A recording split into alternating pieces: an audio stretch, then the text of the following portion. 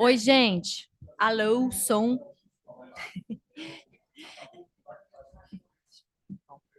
Gente, boa tarde a todo mundo. Espero que vocês estejam bem. O nome dessa mesa é Chamada a uma Intervenção Psicoterápica junto a mães e bebês em situação de risco, aqui apresentada pela Edelyn e pela Solange. Bom, a Solange é psicanalista, terapeuta de família, casal e criança, membro da Rede Bebê Rio de Janeiro, membro do Grupo Brasileiro de Pesquisa Sandor Ferenczi e coordenadora do Grupo Rumo. A Edelyn tem um currículo extensíssimo, vou deixar que ela se apresente e depois a gente começa os trabalhos aqui. É verdade, tem muita extensão aí. Eu fiz a formação psicanalítica no William Alson White, que é a Sociedade Irmã da SPID, e aqui na SPID, eu fiz doutorado em Psicologia Clínica na New School for Social Research, ganhei uma bolsa de pós-doutorado para pesquisação do CNPq para trabalho com histórias míticas inventadas por meninos de rua aqui na cidade do Rio de Janeiro. Trabalho em clínica, né? Trabalho muito com assim, com literatura também, né? Psicanálise é literatura, com Walter Benjamin, e tenho consultório, é isso aí. Bom, então eu vou começar. Né? Pode ser? Bom, então, aqui é um chamado para um trabalho que tem a ver com a psicanálise em extensão. Quer dizer, é um trabalho psicanalítico e, ao mesmo tempo, é uma abertura para o encontro da psicanálise com a psicologia do desenvolvimento, com assistência social, um monte de coisas, porque a gente vai estar trabalhando com crianças e com mães em situações de risco. Né? Então, eu vou começar falando do trabalho com os meninos de rua, que é onde a mãe não está, né? Onde a mãe não está aparentemente. Então, o que eu fiz com os meninos de rua, o trabalho, foi pedir para eles contarem histórias para confortar fantoches em situações de angústia, né? Como perdidos numa floresta, não recebendo ninguém para o aniversário, histórias que tivessem uma ressonância simbólica. E aí foi muito interessante, foi muito rico, porque os meninos começaram contando histórias assim terríveis. Né? Era uma vez um monstro tão feio e tão mau que todo mundo tinha medo dele e se afastava, e ele matava quem se aproximava. E isso foi mudando através dos encontros bissemanais, trabalho com alguns meninos, assim, trabalho individual, que estavam em situações assim muito graves, alguns psicóticos, enfim. E aí esse monstro foi mudando, ele foi encontrando amigos. Disseram para ele que o que importava era o coração dele, o coração era bom. Agora, o que era interessante é que todas as histórias, ouvi muitas histórias, em todas as histórias havia busca de pais. Os pais que os haviam abandonado, ou os pais que os haviam maltratado a ponto de eles fugirem, ou pais que chegassem e constituíssem com eles uma família. Quer dizer, aí você pega a necessidade da díade fundamental, né? A criança em busca da mãe. Isso também aconteceu, né, com crianças hospitalizadas, que foi minha tese de doutorado, em que hospitalizadas para pequenas operações. Eu pedi histórias para fantoches, é mais ou menos o mesmo processo, e foi muito interessante que as crianças viviam a situação como se fosse assim, uma luta heróica. Eles entravam numa outra dimensão por conta. Eu contava histórias de fada, eles inventavam contos para fantoches e entravam na situação, né, do conto como se fosse assim: ah, agora eu posso, agora eu sei. Meu menino, depois quando a gente foi averiguar, né, como estavam depois das operações, ele disse: agora eu posso andar de bicicleta, agora eu posso. E as histórias que as crianças, um menino de 4 anos falou assim no fantasma: olha só, você não precisa ter mais medo de nada, porque agora eu sou teu pai. Então, esse desdobramento, né, de quem cuida e de quem é cuidado é uma coisa assim maravilhosa, porque o contar contos propicia isso, né? Propicia a criança se identificar com quem cuida e quem é cuidado e se multiplicar, né? E o resultado disso, diante da operação, diante do medo do hospital, é muito bom, porque eles vivem tudo de uma outra maneira, enquanto que crianças que só recebem informação factual da operação não estão tão bem, não ficam tão bem, e precisam que a dimensão simbólica, né, entre no palco da relação. Ok. Agora, e isso também permite o endereçamento inconsciente das crianças, que é o conto de fadas, é a simbologia, né? E, ok. Agora, eu vou passar para algumas vinhetas. Ok. Uma casa de acolhimento em Florianópolis, que o Geraldo, que um dia vocês vão conhecer, se não conhecem, que é um missionário mineiro que mora na... Enfim, eu temos origem, junto com outras pessoas, trabalhou muito com meninas grávidas, meninas de 12 anos. Então, uma vinheta que é meio trágica, uma menina que não queria criança e que não alimentava, dava chá. E essa menina foi raptada pelo namorado que estava em drogas e deixaram o bebê, que foi dado para adoção. Anos depois, a menina é encontrada na rua pela assistente social com outro bebê, assado, mal cuidado, apenas com uma fraldinha. E a menina disse: eu quero o meu bebê, que vocês fizeram com ele. E foi até a casa. Aí a assistente social foi incrível. Ela disse: olha, você foi uma mãe extraordinária. Você foi muito generosa. Você percebeu que você não podia cuidar e você permitiu que teu filho fosse adotado. Ele está muito bem. Isso você tem que se orgulhar de você. E houve uma mudança na menina, que era uma menina muito frágil, ela é mesmo. E ela ficou muito consciente e orgulhosa de ser uma boa mãe. Então, tem coisas estranhas com essa dia de se dar, né? Quer dizer, ela queria esse bebê, mas mais que ela quisesse, por mais que ela quisesse, ela queria que o bebê estivesse bem. Quer dizer, a própria maternidade, né?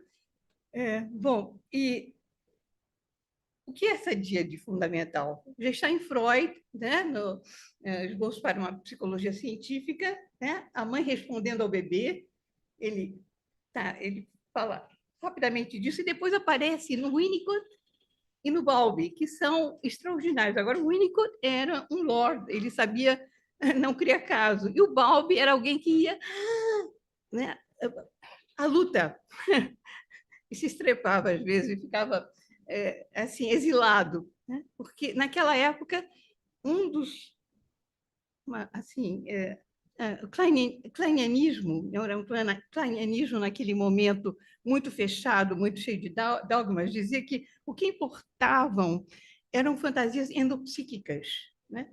E tudo que tinha a ver com relação, né, com o real, isso não era psicanálise, era trefe, era pecaminoso.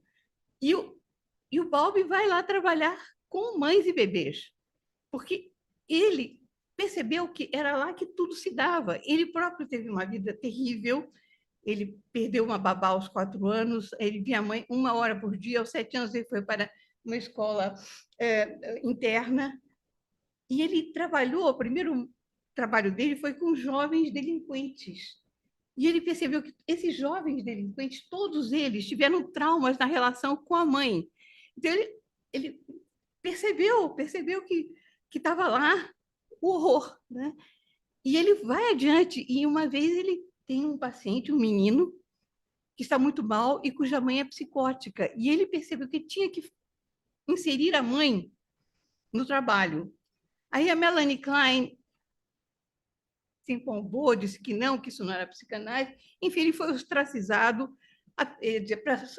Temos que cuidar da psicanálise. Então, cuidar da psicanálise, o menino ficou muito mal, mas cuidar, quer dizer, a coisa da rigidez e da falta de sensibilidade naquele momento, embora fosse muito sensível em outros, não, naquele momento foi tenebroso e foi terrível para o Bowlby, que ele tinha percebido alguma coisa. E ele e o Winnicott trabalharam para mudar leis, por exemplo, separavam bebês das mães para mandar para fora de Londres durante a Segunda Guerra Mundial para não estarem submissos a bombas. E o Winnicott falou, olha, separar um bebê da mãe antes dos 5 anos é jogar uma bomba no bebê. E também a hospitalização. Bowlby e os Richardsons fizeram filmes mostrando o horrível que era a criança hospitalizada longe da mãe e como isso tinha efeitos deletérios gravíssimos, muitas vezes irreversíveis. Então, com todo esse trabalho, com toda essa ida da psicanálise ao mundo, né, faziam palestras radiofônicas, as leis foram mudando.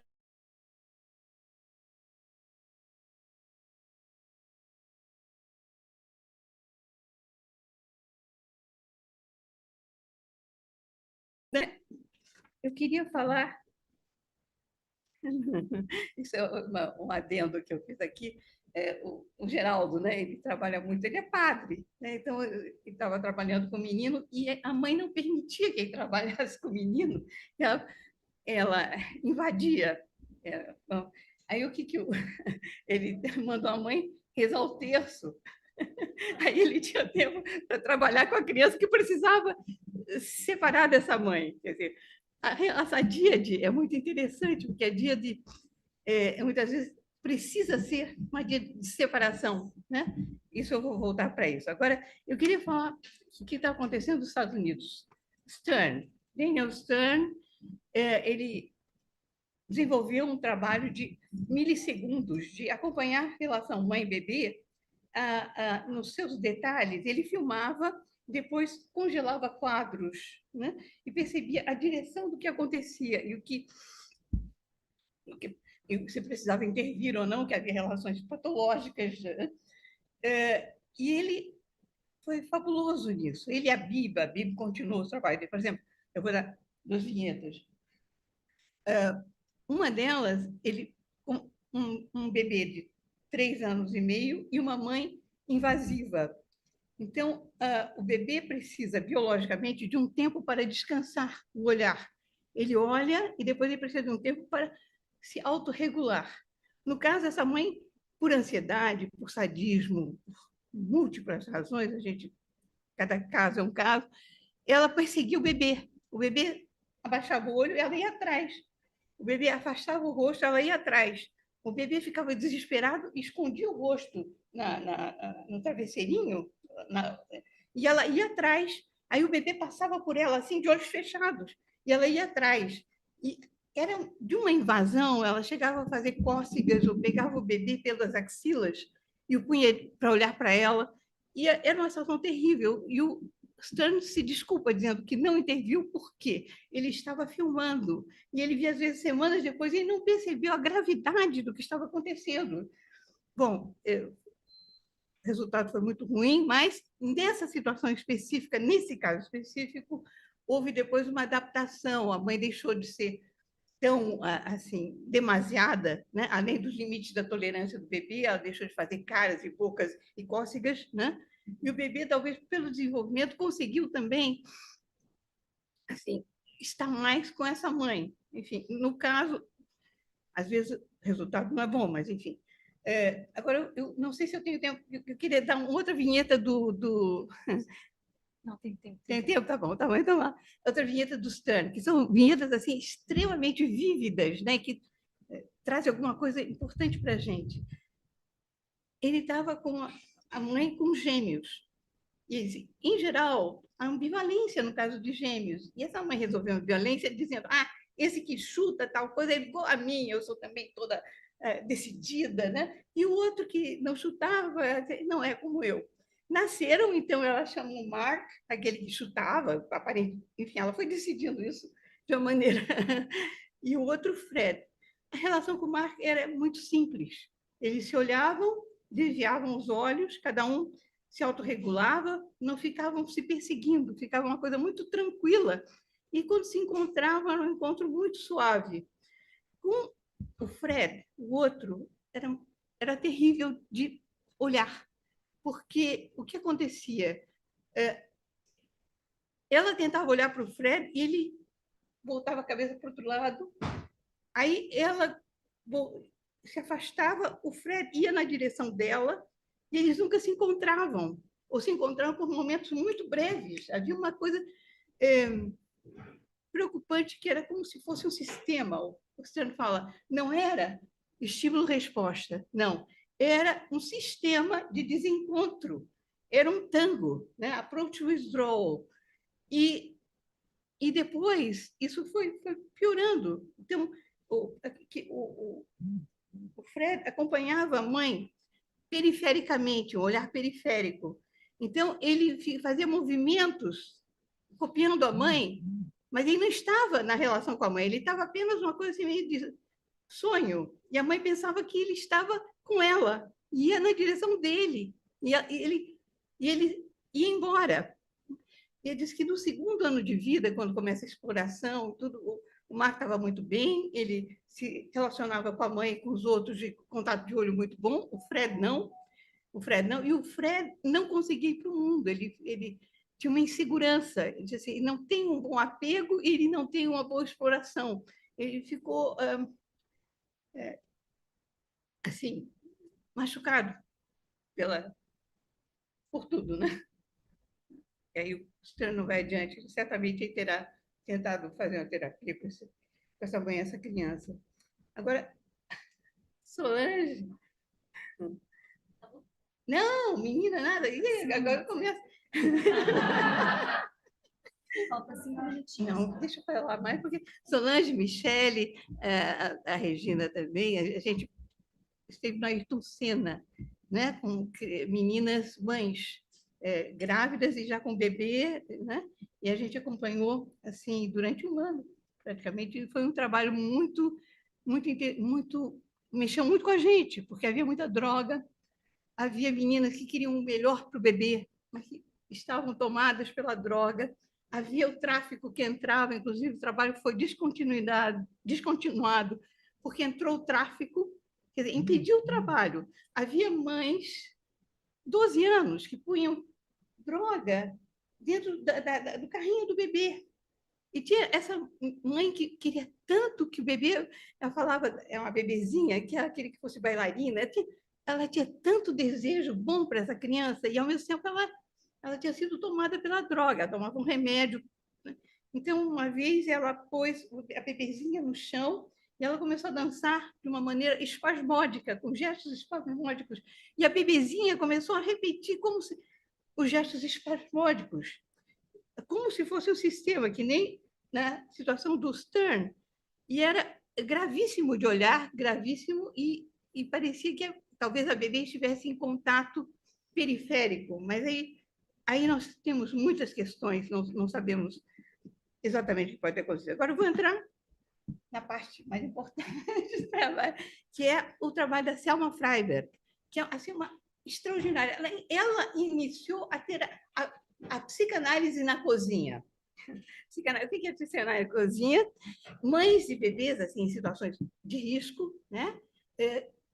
Eram visitadas por assistentes sociais, por terapeutas, psicanalistas, enfim. No começo, estavam tateando, né? E o primeiro caso que trataram, isso está em Fantasmas no Quarto do Bebê. O primeiro caso que trataram era de uma mãe que não queria bebê e que queria dar a bebê para adoção e não cuidava da bebê. Descobriram que era uma mãe profundamente deprimida, que havia tentado suicídio com aspirina, e aí foram ver essa mãe, a bebê, e a bebê estava alimentada, enfim, mas estava calva atrás, e a bebê não tinha nenhum contato com essa mãe. É difícil, né, ouvir isso, né? Bom, eu não tinha contato com a mãe, e a mãe não respondia ao choro da bebê. Ela fazia, como se ela estivesse dentro de um estado de pavor interno e não fazendo contato. Mas os terapeutas perceberam um momento que lhes deu esperança, que a bebê fez um gesto com a mãozinha e a mãe fez um gesto com a mão, como se fossem se tocar. Não tocaram, mas havia uma esperança, havia uma tentativa. Então, foi um trabalho longo, eu vou tentar assim sintetizar o mais possível, e perceberam que essa mãe não respondia ao choro da bebê, talvez por não ter ouvido o seu próprio choro. que, inclusive, ela falava da sua vida, ela tinha sido, a mãe psicotizou, ela não teve contato nenhum com a mãe, ficou com uma tia, depois aos 5 anos foi trocada por uma avó, e essa avó não conseguia cuidar dela, velha, atribulada. Então, essa mãe começou a falar e a terapeuta começou a buscar os sentimentos. Ela falava sem os sentimentos. Então, a primeira vez que ela consegue chegar aos sentimentos foi através da tia que não escrevia para ela. Será que a minha tia está zangada comigo? E aí ela lembra que a tia teve um filho que morreu na guerra. E diz, ninguém permitiu que ela chorasse. Dizia, não, isso acontece, vai em frente, não sei o quê. E a terapeuta dizia, é muito terrível isso. A pessoa tem o teu direito de chorar, tem que fazer o luto. E não se pode substituir uma pessoa por outra assim, não pode. Tem que... E aí essa mãe começou a falar de como não deixaram ela chorar, que mudavam de casa, ia para lá. E quando ela entrou em contato com sentimentos, ela foi ao berço e pegou a bebezinha no colo e começou a embalá-la, dizendo: não vou permitir que façam isso com você, nunca, nunca. O que eu sofri, você não sofrerá. E aí foi, aí é uma história tão bonita, mas fica para outra vez que eu vou entrar no. Diga. Então, por tempo, agora já foi, a gente pensou em fazer 20 para você, 20 para Solange, Tá bom. e depois mais 20 para as perguntas. Então, de repente, dá para a gente seguir. Tá bom, então tá bom. Ok, Ah, 10 obrigada. para as perguntas, na verdade. Oi? 10 minutos para as perguntas. Tá bom, tá bom.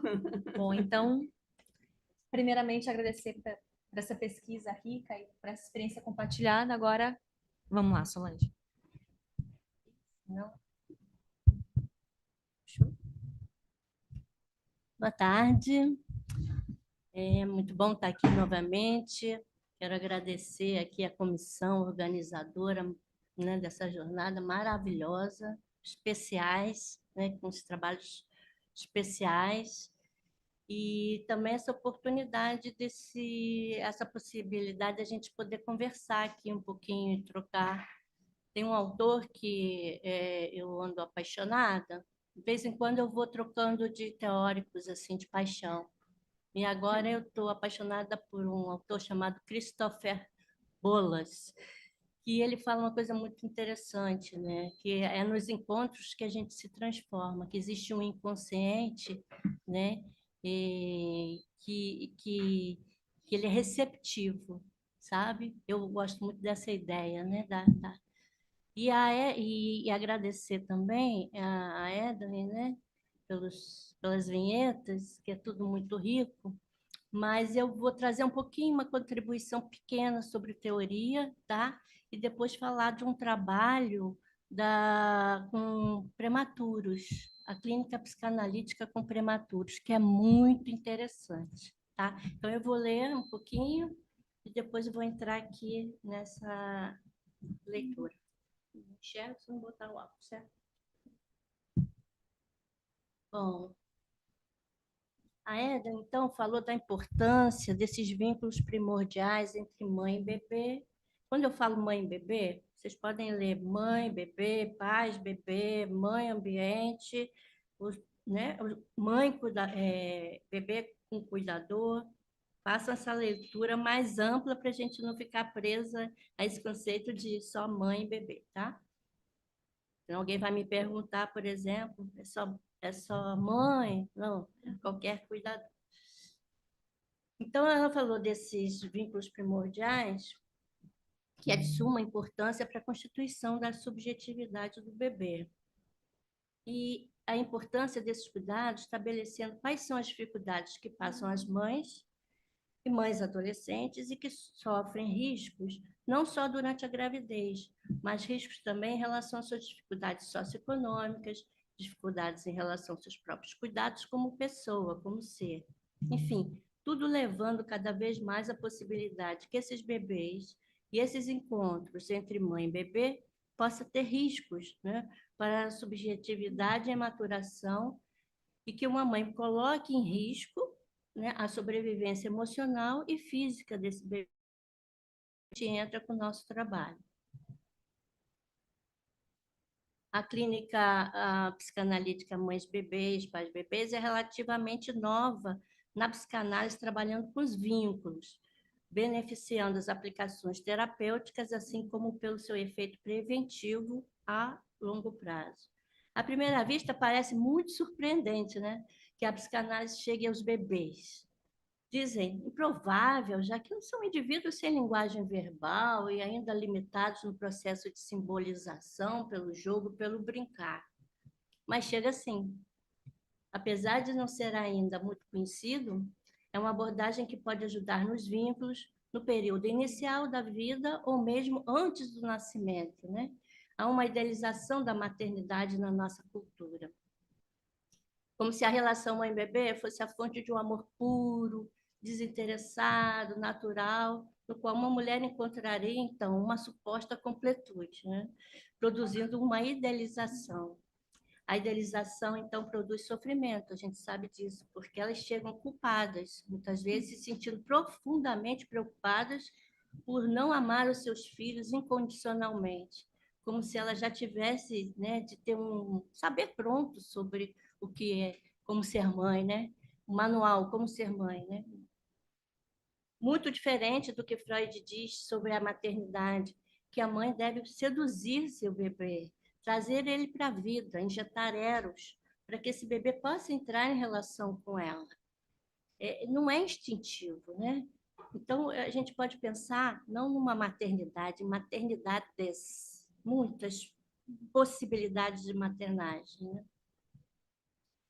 E isso é uma coisa que, né, nos preocupa muito hoje em dia, que é a psicopatolização da infância. Isso aí é porque cada vez mais, né, estão medicando as crianças, fazendo diagnósticos muito precoces e, quiçá, diagnósticos que nos deixam com saia curta, né, assim, porque nos obriga, né, a dizer que a clínica psicanalítica não dá conta, né, desse, por exemplo, né, que é uma questão que está já sendo discutida há muito tempo, a questão da clínica do espectro autista, né, que a psicanálise não serviria, então teriam outras formas de terapia. Isso é uma outra questão que não vamos entrar aqui, mas é muito séria mesmo, que depois a gente pode conversar.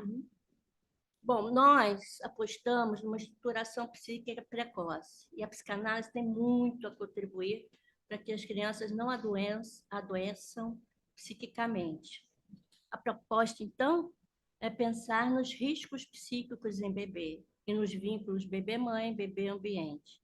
É uma questão ética fazer prevenção. Até o início da década de 60, vocês sabem que o bebê era um ser pouco conhecido, né? Pensava-se que os neonatos eram incapazes de perceber o meio ambiente e de participar de interações significativas. Agora, com o avanço da neonatologia, da neuroplasticidade, da neurociência, da psicanálise dos vínculos, e também isso é muito importante, a sobrevivência cada vez mais de crianças prematuras, iniciou-se uma preocupação com o desenvolvimento dessas crianças. Sabemos que hoje elas são capazes de ver, escutar, cheirar, de provar, diferenciar e mostrar preferências por certos estímulos e respondem ao toque. E são capazes de proteger, isso na gravidez, tá? Isso ainda na gravidez. A ciência médica, olha que coisa incrível, a ciência médica levou muito tempo para se convencer que o recém-nascido sente dor.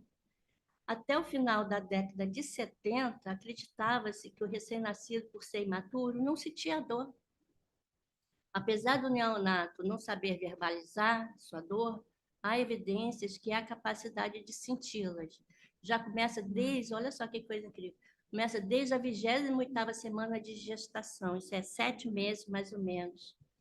E, frente ao estímulo doloroso, o neonato apresenta alterações fisiológicas como elevação da frequência cardíaca, aumento da pressão arterial, aumento da variabilidade da frequência respiratória. Isso tudo já pode ser detectado ainda com o bebê na barriga da mãe.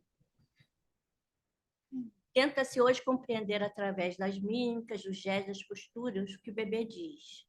procurando, assim, oferecer os cuidados com o objetivo de levar em consideração o bebê como sujeito e não como objeto de cuidado, respeitando como ser dotado de emoções, que sente dor e tem uma vida psíquica. Essa noção de neuroplasticidade, juntamente com a psicanálise, vão dar o apoio para essa noção, né, da construção de uma subjetividade.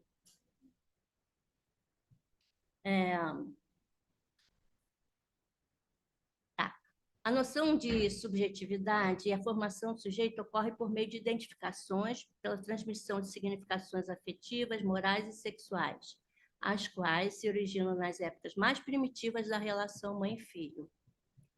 O indivíduo humano, ele é constituído por uma história, né? Uma memória e marcas afetivas corporais.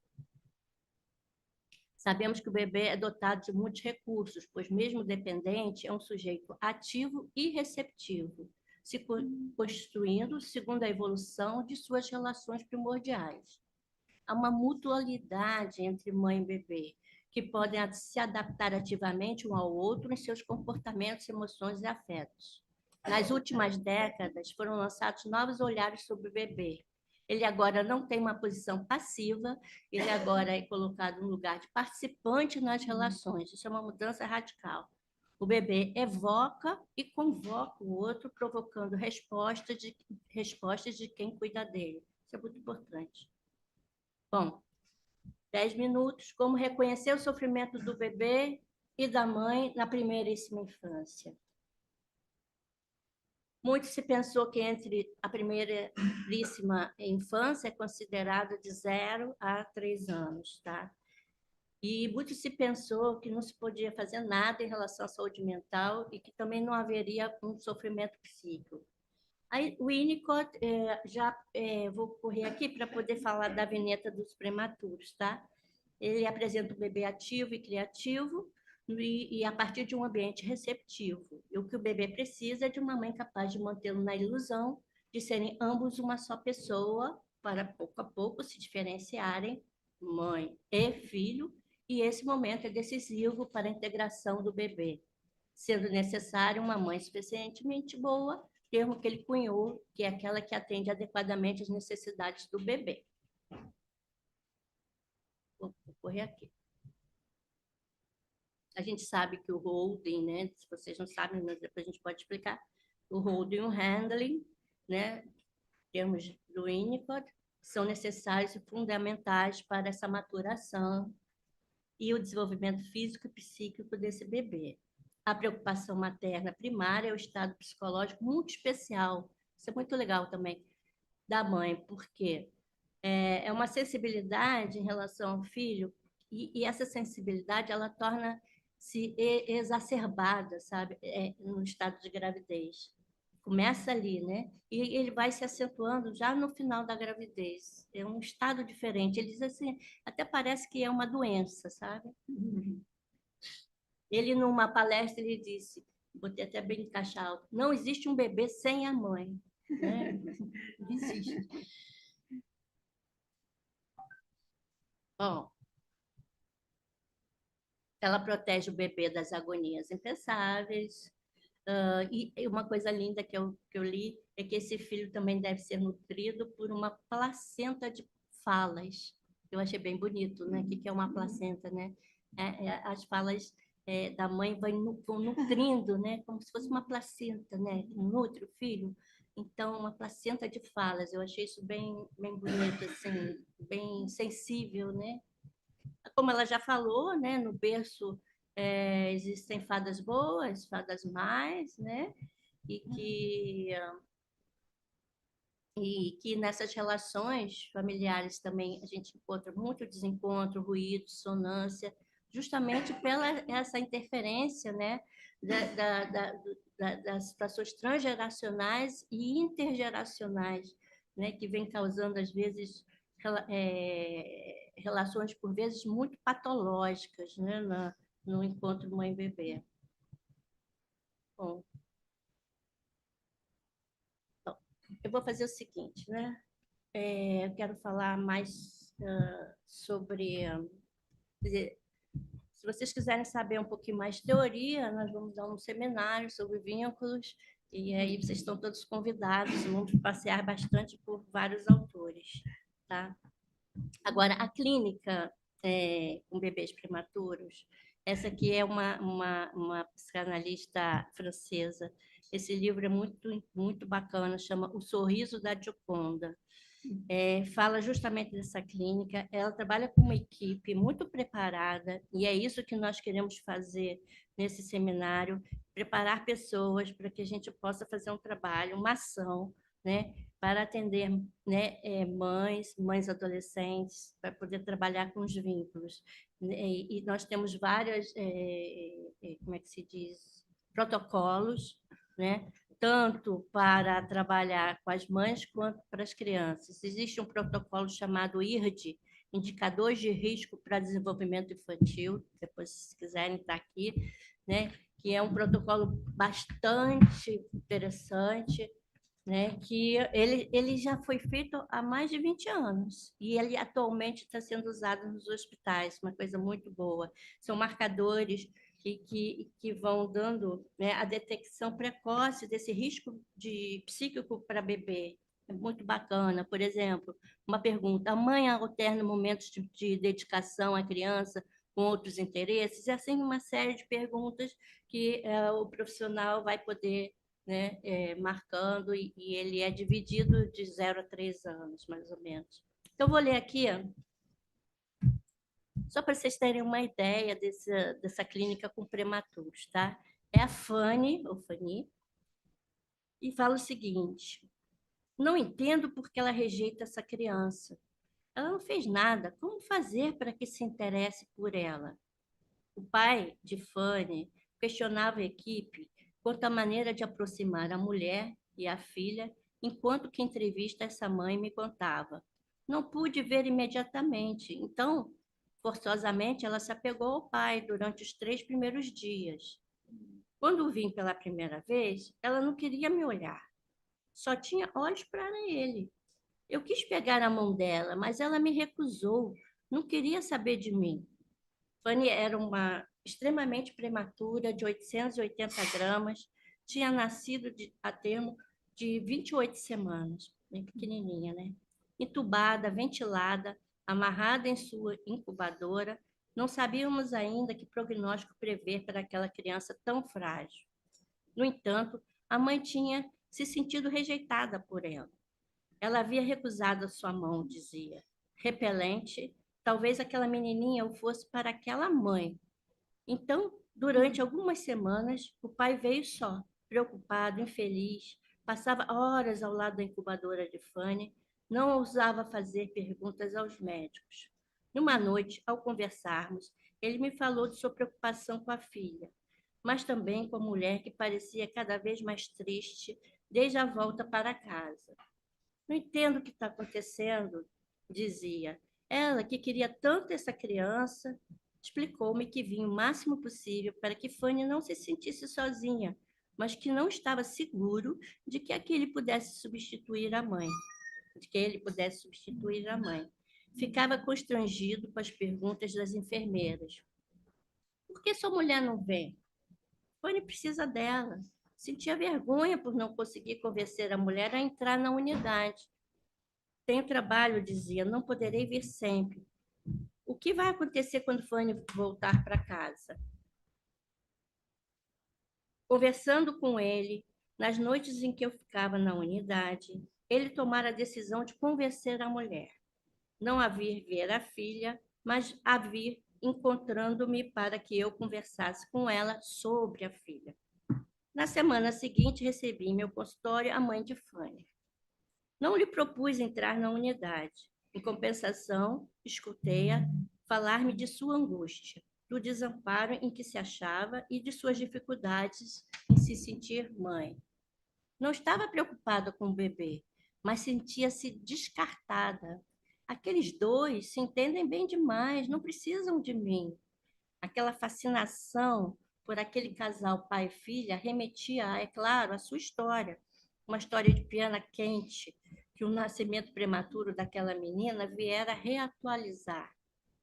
Foi só após vários encontros, quando pôde colocar em palavras os sofrimentos passados, que ela entrou na unidade para encontrar seu bebê.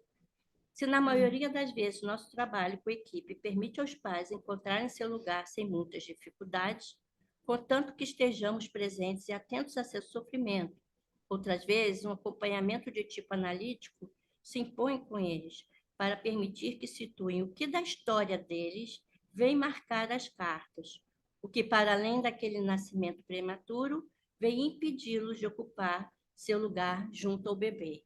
Então, é disso que se trata e é disso que nosso trabalho pretende, né, cuidar, né, é desses vínculos. Às vezes, estar ao lado da família, ao lado da mãe, muitas vezes não precisa fazer nada, é dar aquele apoio necessário, né? Se sentir querido. Muitas vezes a família não tem recurso, a mãe não tem recursos, né? Então é nesse nível. Eu fiz um trabalho muito interessante no Gafre com mães adolescentes grávidas de 12 a 19 anos incompletos, e ali foi incrível, né? Você vê 3 gerações grávidas, né? A avó estava grávida, a mãe estava grávida, a filha estava grávida, tudo ao mesmo tempo, uma coisa assim. E a pergunta era: gravidez na adolescência é um trauma? Essa foi a pergunta, né? E não teve, lógico, uma resposta, tiveram várias respostas, porque para algumas era status, para outras era sinal de valor, e para outras era por estupro mesmo, né? Quer dizer, não, não era algo querido. E não só por estupro, né, da primeira, mas logo que chegava em casa, né, não tinha nem tempo, né, de se recuperar, já novamente engravidava, enfim, é um circuito muito difícil, né, de trabalhar. O trabalho era em grupo, era muito interessante. E é isso que a gente propõe. É um chamado para todos, quem quiserem, né, participar dessa, não precisa ser, né, necessariamente da montagem da equipe, mas se vocês quiserem, né, participar desse planejamento, né, a gente está procurando um local ainda, então está bem no iniciozinho. Quem tiver sentido, como é que se fala? Quem tivesse sentido chamado, né? Quem ouviu chamado, não é isso? Assim, né? Quem ouviu chamado, por favor, vai ter início e meio, né? Tem isso, né? Chamado. Então é isso. Muito obrigada.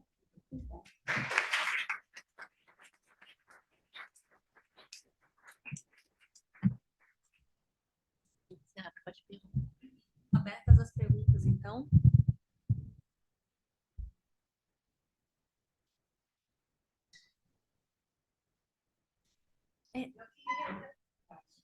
Só precisa do microfone. Tem algum microfone aí atrás?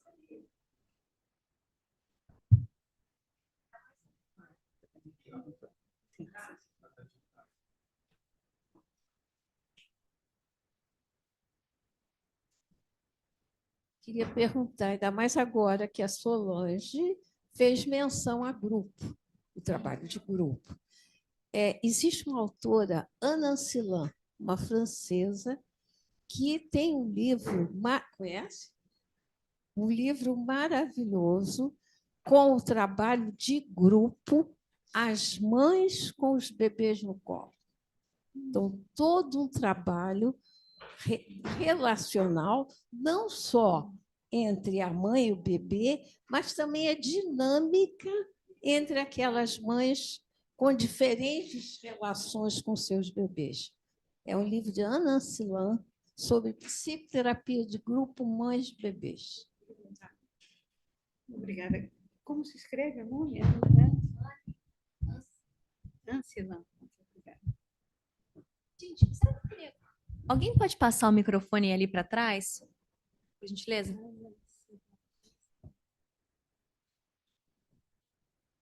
Oi, boa noite. Boa tarde. Eu fiquei pensando aqui nesse caso que você falou da Fanny. Como é que é essa coisa do bebê que fica amarrado né, na incubadora, sem ser tocado, né, com aquela coisa de manipulação. Como é que é isso? Vocês têm alguma, Uhum. né, coisa de resultado disso? Olha, essa clínica, né, com bebês prematuros tem mudado muito, muito, muito. Como já se descobriram, né, que o bebê sente dor, né, que a entrada e saída, né, de profissionais, a luz alta, a invasão, né, dos medicamentos, né, já sabe, os médicos já sabem que isso não seria bom para a subjetividade, para o sistema psíquico e físico do bebê, para a recuperação do bebê. O que eles fazem hoje em dia? Coisas muito interessantes. Por exemplo, tem uma mamãe polvo. A mamãe polvo é um bonequinho todo acolchoadinho, cheio de perninha, é polvo, né? Cheio de perninha, e eles colocam na incubadora. Outra coisa, a mãe fica ao lado do seu bebê na incubadora, ela não sai, ela conversa com o bebê, ela pega. O medicamento às vezes é dado, né? Com ela segurando o bebê. Então, eles começaram a perceber a mamãe canguru, né? Que é a mãe que o bebê está junto ao corpo da mãe, ele se recupera muito mais rápido, batimentos cardíacos, calor, cheiro, fala, a placenta de falas. Então, tudo isso vai dando esse contorno, né? E vai ajudando tanto a mãe a reconhecer aquele bebê, com o bebê reconhecer aquela mãe. Por quê? Uma outra questão atual, né? A questão das ultrassonografias. Antigamente não tinha. Não sou contra a ultrassonografia, pelo amor de Deus. Mas o que acontece? A capacidade de você imaginar o seu bebê, né? Imaginária, né? Como é que vai ser esse bebê? Vai ser assim, assado e tal. Então, você tem toda uma... Né? Quando o bebê... você vê o bebê na ultrassonografia, é uma imagem, né? Hoje cada vez está melhor, agora você tem até colorido e tal, está mais nítido, mas é uma imagem, né? Então, é, esse imaginar, né, o bebê fica um pouco comprometido pela imagem, né? Lógico que a nível de saúde é muito bom, você pode detectar várias, né, antecipar as doenças. Agora me veio isso. Ah, desculpa, me veio isso.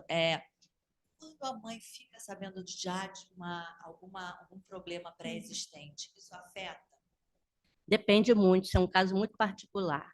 Tem mães que não querem saber, né? Tem mães que querem saber e já tem uma proposta, né, de tirar ou não tirar o bebê. Então tem muito, isso vai muito de família para família, tá? É muito caso a caso. Lá eu trabalhei naquele hospital referência da Fiocruz, como é que é o nome ali na Fernando Figueira, né? E lá é incrível o que você vê de casos assim.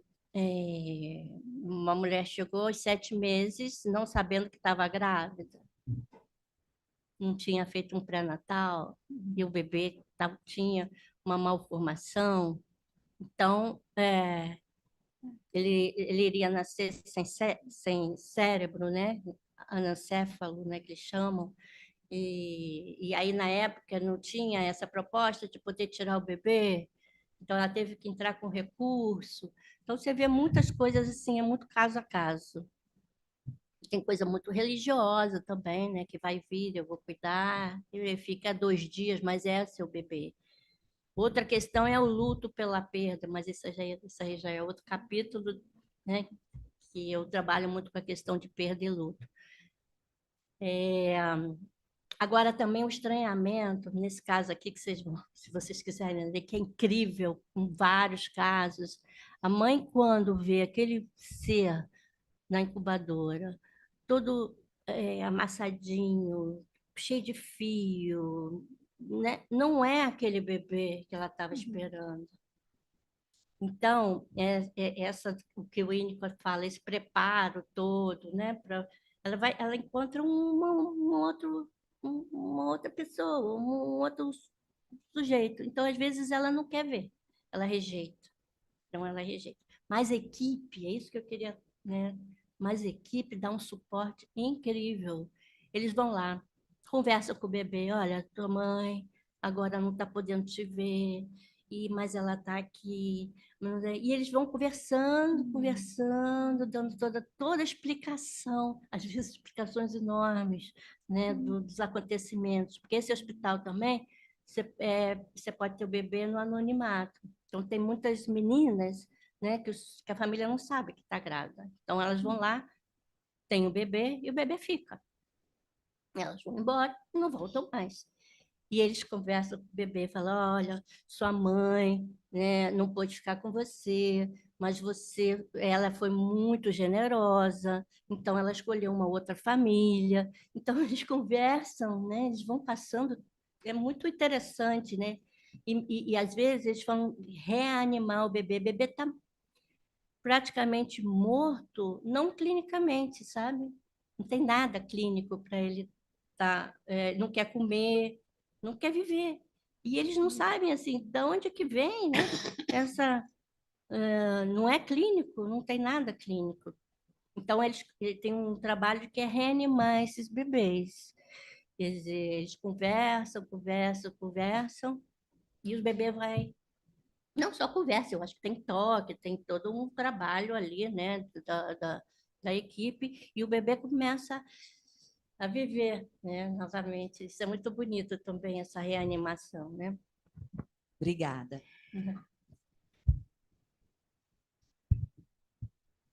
Gente, na verdade, o tempo acabou, então é isso.